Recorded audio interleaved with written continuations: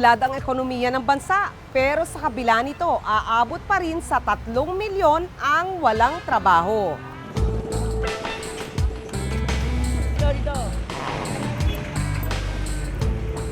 Alamin natin kung ano-ano ang iba't ibang racket na pinapasok ng mga Pilipino para kumita lang kahit barya-barya. Magandang gabi. Ako po si Malu Mangahas. At ito ang Investigative Documentaries.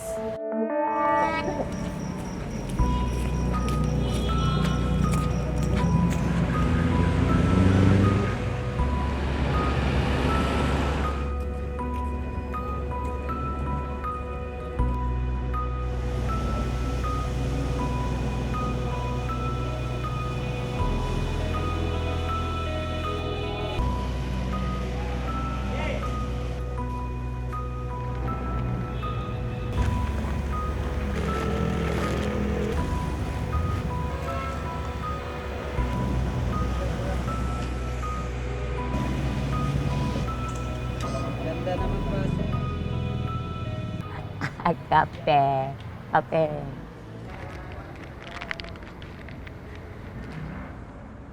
Otsenta anyos na si Lola Sita pero nagbabanat pa rin siya ng buto.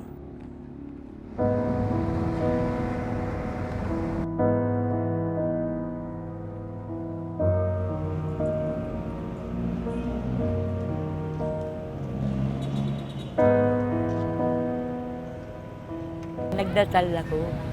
Parang hindi tayo maawalan ng pag-asa ng wala, kailangan may pag-asa tayo dahil ang Panginoong Diyos, ililigtas tayo ng panganib.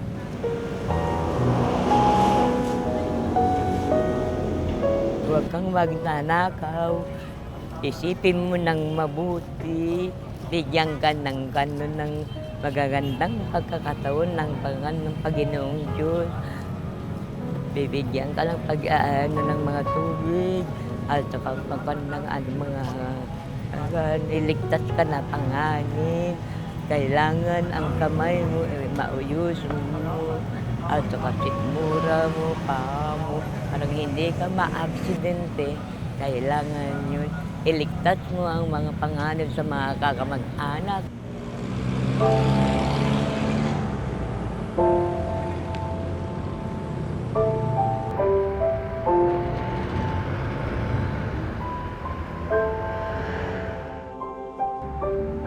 Manong wala kang bakante, no?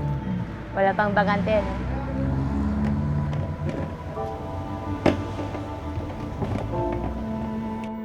Tatlong dekada na siyang nagtitinda ng tubig sa Plaza Miranda.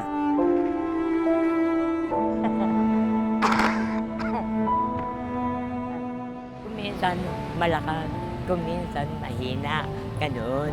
Hindi naman lahat ng panahon na mahina, malakas, gano'n. Kung wala kang ginagawa, siyempre dadating yung mga customer, kukuha sila, mag-ilalagay ng tubig sa container.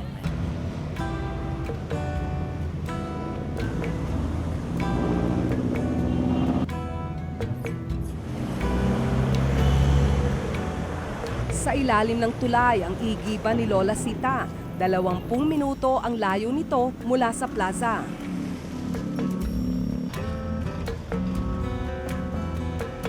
Marami siyang naging trabaho noong bata pa siya. Nagtrabaho ang dispatchadora. Pagkatapos, stockholder. Tapos, kahera, sari-sari. Tapos, nag-aaral pa ako ng elementary school. 1962. Dahil bata pa ako noon. Panggabi ang pag-iigib ko. Tapos umaga, tanghali, nagtatrabaho ako. Pagkatapos, nagiging nurse kahit tutulak ko mga.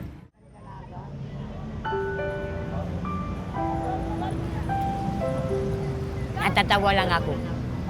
Natutuwa. Nakakaluha, nakakatuwa. dahil ang mga kasaysayan kong ibang klase.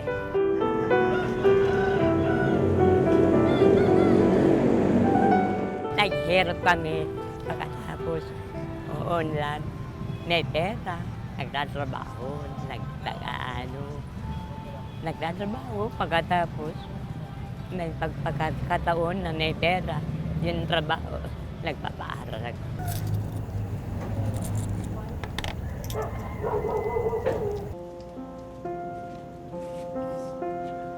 Margarita, kulang ng 7 na. 20 yan. 3 piso kada container ang bayad niya sa tubig. 10 piso kada container naman ang benta nito sa Plaza Miranda. Thank you! Come again! Kasi madilim pa, natutulog pa yung mga tao. Kaya hindi ka pa hindi ka pa makapasok sa playa. Pag ng mga alas 6, maliwanag na. Ngayon, kukuha sila ng tubig.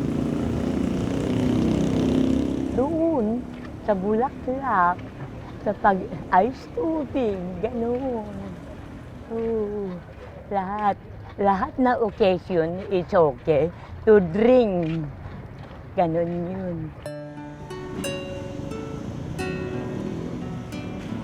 Hindi siya humihingi ng tulong sa pagtutulak ng kariton. Agaang lang yan. Kung sabihin mo mabigat, masama. Oo.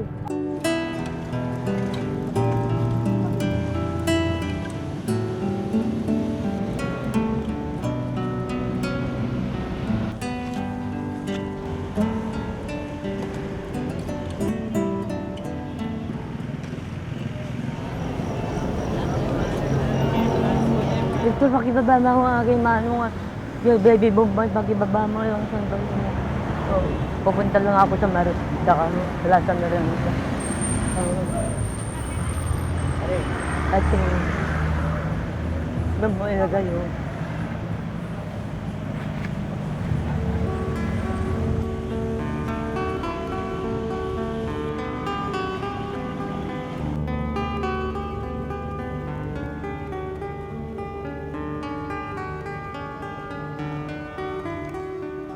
Sikat si Lola sa Plaza Miranda.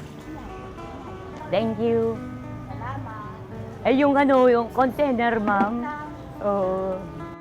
Talagang siya na nagbibigay ng mga tubig dito. Eh kaso, siyempre tumatanda na rin siya, humihina na siya magtulak. Ang ginagawa naman namin, dahil naawan na rin kami, hinihintay namin siya para siya makuhanan namin. Di ba binilang mo na kanina? Alal. 2 ta kanya. Oh, 5. Wow. Thank you. Alam ba, naubos na pagkatapos, iigip ulit, parang, pabalik-balik, parang may pera. No, pangarap ko na maging rich ladies woman in the Philippines. Ganon yun. 2 hanggang 6 na beses siyang bumabalik sa igiban. Kanin, kakainin man niya. Pagkatapos fried eggs 2. Parang ang iyong katawan na healthy. Kakompetisyon ni Lola Sita ang mga mas bata at mabilis sa kanya.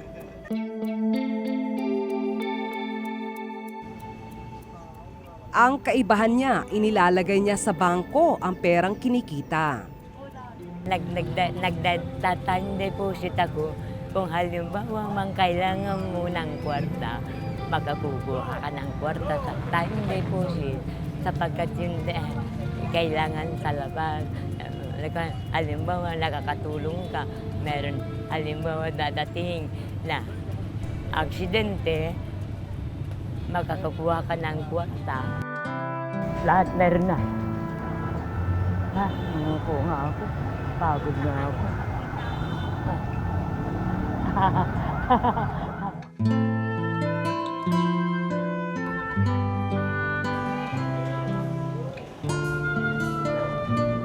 iikot ako gano'n. Hinihintay ko lang pag dumadating ng customer. Lalagyan ko gano'n. Alam mo, napakatagal na niyang nagaganyan ng trabaho, kargador ng tubig. Dito na yata siya tumanda. Ito na ang tahanan niya. Sa labas, meron kang ginagawa. Parang maano yung katawan mo. Hindi kagaya sa bahay lang. Natutulog ka, naliligo ka, nanonood ka ng channel. Ganun yun. Kaya kailangan lumabas ka parang meron kang pera. Walang naging sariling pamilya si Lola Sita. Maniniwala ka bang 20,000 ang nagastos niya sa pansit at pinakain niya lahat ng buong Plaza Miranda. Ganun siya katipid. Tinipid niya almost 1 year. Salok siya ng salok para lang sa birthday niya yun. Napakaano siya, na unbelievable. Hindi ka makakapaniwala talaga na meron palang taong gano'n. 5 oras na ang lumilipas, pero hindi pa rin ulit nakakabenta si Lola Sita. Ayaw ko makikipag-chismis, mahirap na. Kailangan tahimik ka. Kung makikipag-chismis ka, mamaya makipag-away ka pa. Mamaya matutumba ka, mamatay ka pa. Oo, kaya magbasa ka para makakuha ka ng education, practical, ganun. Kagaya ngayon, nagbabasa ako, wala akong ginagawa, ganun.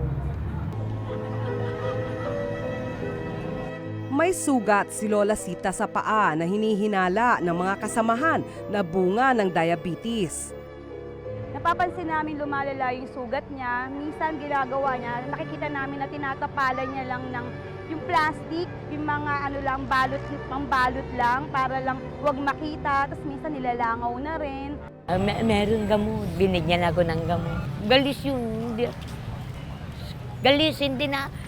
Anong pagkasugot ng sinasabi mo? Galis yun. May mga nagpapabantay ng gamit kay Lola para makatanggap siya kahit dagdag na 20 pesos. Yung tinutulong niya, itong mga gamit ko, siya nag-aalaga talaga. Sa kanya ko talaga iniiwan. Alaga-alaga niya talaga, kaya nagtiwala naman ako sa kanya.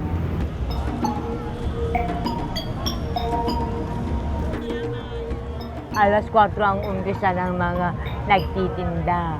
Pag naubos yan, kukuha sila ng tubig sa akin. Ganun yun. Kaya hinihintay ko hanggang matapos yan. Marami ang gaya ni Lola Sita sa Quiapo. Actually, ang Quiapo ang sentro ng negosyo. Nung dekada 70, no, nung nalikha yung underpass, no. So dito nagtagpo ang iba't ibang negosyante, no, dahil nandito yung simbahan, no. At pag may simbahan kasi, nandiyan ang mga tao. Underground economy. Ito ang tawag sa mga negosyong walang permit at buwis. Kulang ang trabaho sa formal economy, yung sa mga manufacturing, sa services, kulang ang trabaho. So, napapersa silang maghanap ng trabaho doon sa underground economy, doon sa hindi nagabayad ng buwis, ganoon. Hindi nag-aalala si Lola Sita kahit wala pa siya muling benta. Pag hindi nabebenta yan, tomorrow again. Oo. Noon.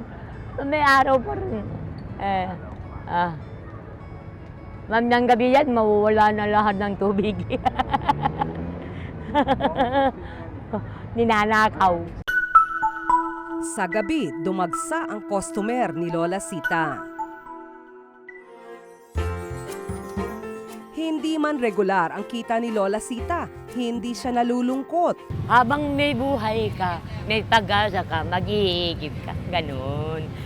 Parang makatulong ka sa mga kapwa mo lahat-lahat. 141 pesos ang kinita niya sa buong araw. Masaya ako, talaga ganun. I'm very happy. As usual, because meron akong kwarta.